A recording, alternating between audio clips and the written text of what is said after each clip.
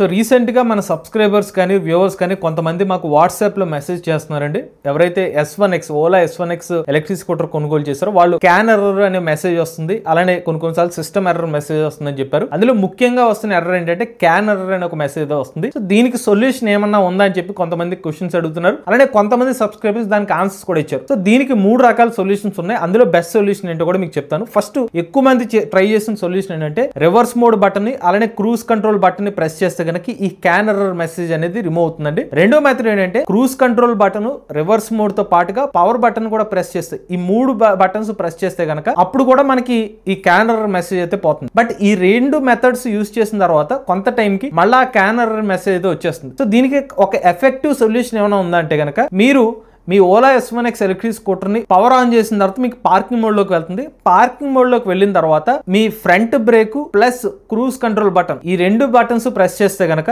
మీకు ఈ can error message అయితే పోతుందండి. ఆ తర్వాత మీకు ఎర్రర్ అయితే రావట్లేదు. ఇది ఒక ఎఫెక్టివ్ మెథడ్ లా మాకు అనిపించింది. ఇన్ కేస్ మీరు ఓలా S1X ఎలక్ట్రిక్ స్కూటర్ వాడుతున్నట్లయితే మీకు ఇలాంటి క్యాన్ ఎర్రర్ మెసేజ్ వస్తే గనక మీ అభిప్రాయాన్ని కామెంట్ రూపంలో చెప్పండి. ఇటువంటి లేటెస్ట్ టీవీ కరెంట్ కోసం ఈవీ కుర్రాడి ఛానల్ సబ్స్క్రైబ్ చేసుకోండి.